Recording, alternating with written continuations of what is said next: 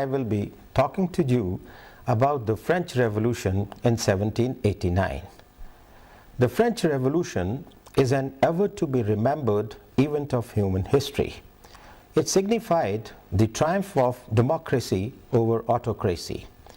It was one of the greatest upheavals of modern history, a complex and far-reaching in importance for whole of civilization. The revolution gave the message of liberty, equality, and fraternity to the mankind. Now this revolution had a lot of causes. One of the important cause was the ancient regime. The Bourbon dynasty came to the throne of France from 1589 onwards. Henry IV was the founder and were ruling with the Roman idea of divine right. The absolutism of the king reached its apex in the reign of Louis XIV, who ruled from 1643 to 1715. He would proudly say, "I am the state." Politically and administratively, he had absorbed all the power in himself. His ministers were his personal servants. His words were law of the land. The Bourbons abolished all elected bodies like the Estate Journal and the Parlement of Paris. Thus, people lost all contact with the king and nobody could understand the grievances of the nation. Whereas the 18th century was the century of enlightened monarchs in Europe, but the French monarchy was lying stagnant and gave a deaf ear to the reforms.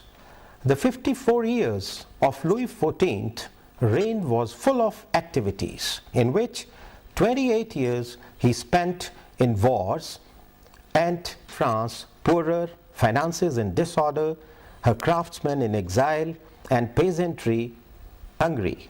He was succeeded by weak-kneed successors like Louis XV and Louis XVI. Louis XV gave himself to pleasures and debauchery. His indifferences led to the rise of power of Parlement of Paris. Grishoy, I quote, "To his successors he left heritage of military defeats, financial embarrassments, and intellectual resistance to the existing political and social regime." I quote. Louis XVI was a well-meaning king, but he was unequal to the crisis. The selfish nobles took advantage of the weakness and recovered their lost powers. Thus, France was ruled by greedy, corrupt, and selfish nobles and clergies.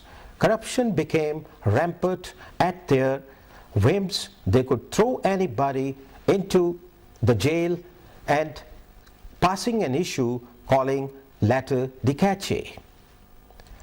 Another important cause of the revolution was the extravagance of the royal family and the royal court. It is interesting to note that 16,000 personal servants were employed for the king and 500 were for the queen. There were more than 2,000 horses and carriages for the royal couple. It is often said that the royal court was the tomb of the nation. Louis XVI was a glutton and used to sleep in the ceremonies of the court. He had only lovemaking for the matchlocks. And another reason was his wife, the Maria Antoinette. She was daughter of Maria Theresa and had great influence on the king. He was a puppet in her hand. She was a very beautiful, vivacious, but careless woman. She was extravagant and was popularly known as Madame Deficit. Mirabeau used to say, "The king has only one man about him, his wife." So the judicial system was also in a mess.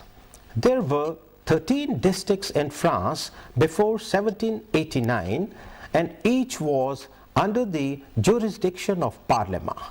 Each parlement contained between 50 and 130 members, all from nobility, and the posts were hereditary. There were 285 different codes of customary laws in force. There were no uniformity in laws and punishments. The justices also served as public censors. They were hated by almost everyone, including the king. Of course, the king also had his royal lackeys, the intendants. They were to check the powers of the nobility. The intendants became known for their habit of arbitration and arrest of peasantry. The social structure of the French Revolution also was an important cause. In general, the real causes of the revolution must be located in the rigid social structure of French society. As it had been for centuries, the French society was divided into three estates or orders: the first estate, the second estate, and the third estate. The first estate consisted of clergies and the second of the nobility. With a population of 25 million people, these two estates consisted 2% of the population, and they enjoyed the income from the richest lands of the kingdom. They were exempted from the taxes and occupied the highest offices in the government, army, and the church. First estate was that of clergies. 1/5 of the entire land of France belonged to the Roman Catholic Church. The income of the church was about half of the royal revenue. It literally constituted a state within a state. The church paid no tax to the king on its property, but was getting money from the people in shape of a tax called tithe. While on paper it was 1/10, but in practice it was 1/15. The bishops and abbots filled the ranks of the upper clergy. Most of the upper clergy sold their offices to subordinates, kept the revenue, and lived in Paris or at the seat of royal government at Versailles. This place of Versailles was at a distance of 12 miles from Paris.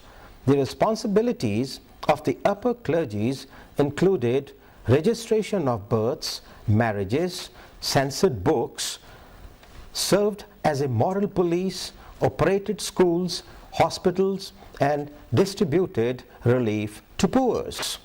The condition of lower clergies was very deplorable. The lower clergies were usually parish priests, humble, poorly paid, and overworked. As a group, they resented the wealth and arrogance of the upper clergies. The second estate was the privileged order, and that of nobility, whose number was not more than 3 lakhs. It was an ancient maxim: the noble fight, the clergies pray, and the people pay. They enjoyed the income of 1/5 of the land. The land would be cultivated by the tenants, who would pay rent and services to the nobles. They would always be addressed as my lord, my superior, my grace, etc., etc. They always collected extraordinary amount of customary dues from the peasantry. There were labor dues also, as corvée, dues on salt, clothes, bread, wine, and for the use of mills, presses, ovens, and granaries. They were also leading patrons of arts. Like clergies, there were different levels of nobility: the nobility of the sword and the nobility of country nobles. They served the king at his court in Versailles. Many of them were hereditary nobles. They even did not know their areas of land in France. They were absentee landlords. A new class, nobility of the robe, came up during Louis XIV times when he sold his title to the bourgeoisie, that is middle class, who were the rich merchants, businessmen, in order to finance him in his battles and in the construction of royal palaces in Versailles. There were liberal nobles also.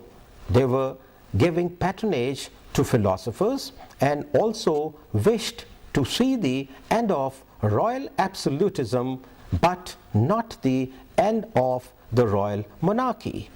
They wanted to become France, like England, a limited or constitutional monarchy. Madeleine has rightly said, I quote, "The revolution of 1789 was much less a rebellion against despotism than a rebellion against inequality." Quote close. Voltaire, Gibbon, Rousseau, and Diderot had the support of the liberal nobles.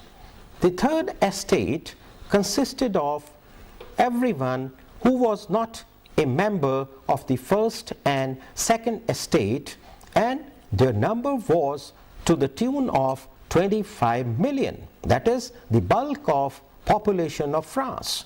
This class was composed of bourgeoisie, peasantry, and the urban artisans. All rank and file hated the fiscal system because the burden of the taxes rested heavily on them. The peasants were the worst sufferers and were nicknamed as the beast of burden. The French peasants continued to live in utmost abject poverty. Collectively, the peasantry owed 30 to 40% of the available land, but mostly in small and semi-feudal plots.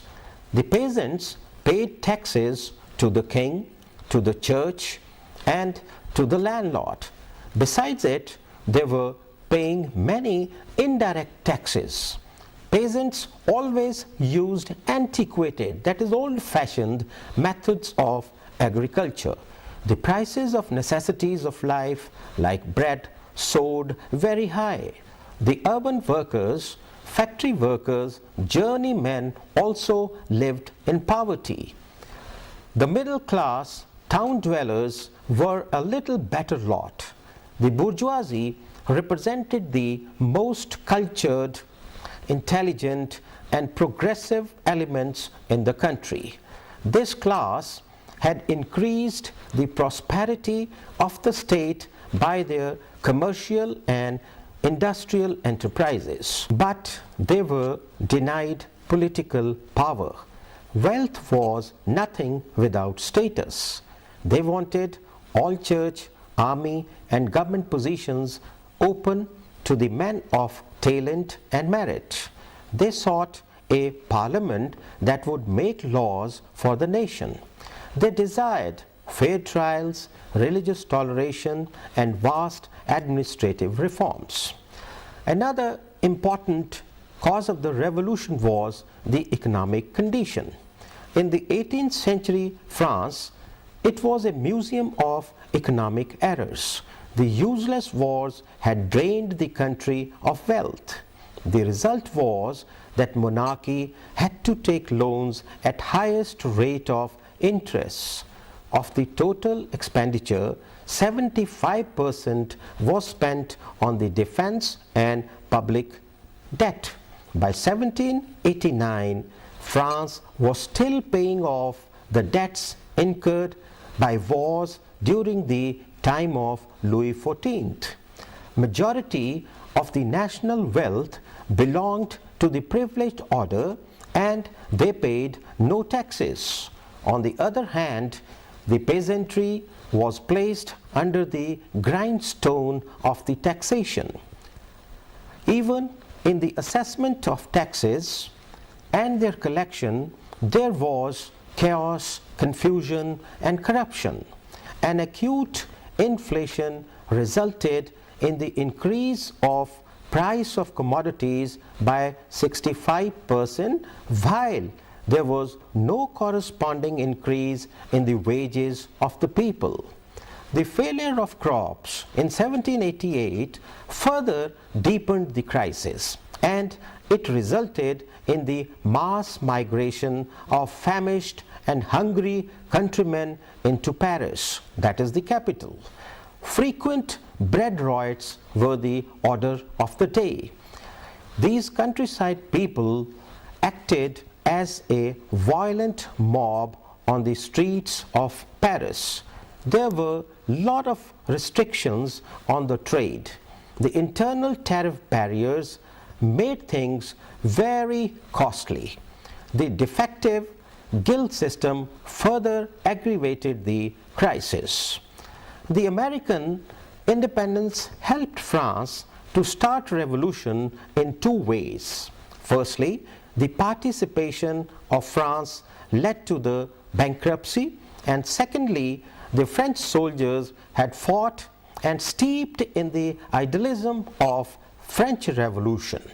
Lord Acton rightly said, the American Constitution of 1789 and Declaration of Independence ushered another revolution in Europe, that is the French Revolution. Thus, in France, there was a wild and visible euphoria to boot out a wicked despotic rule through the will of common people. Another astounding reason was the philosophers. France held the foremost place in the world of thought.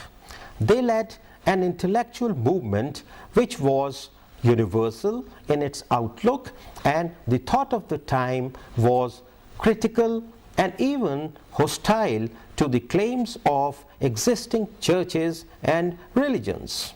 Voltaire, Montesquieu, and Rousseau were the typical and influential set of writers. Voltaire was, of all of them, the best known and the widest read. He had the most popular influence in popularizing the ideas against churches and their prevalent practices. In politics, he was neither liberal nor democrat, but regarded the benevolent despotism as the right choice for France. He attacked religious intolerance of his times. He was the spokesman of the conscience of mankind. His wit and satire, the clearness of his language, and the humanity of his appeal made him the father of the modern Enlightenment. Montesquieu, he was a profound scholar of constitutional problems and by temperament a conservative. He wrote a couple of books on political themes. He toured whole of Europe and spent time in London. He wrote a book called Spirit of Laws, in which he discussed forms of government. He praised limited monarchy, a machinery of checks and balances, and especially admired the English practice called the separation of powers, meaning by the independence of legislature, judiciary, and executive. But now we think he was wrong in thinking that in England, executive and legislature were really separate. Rousseau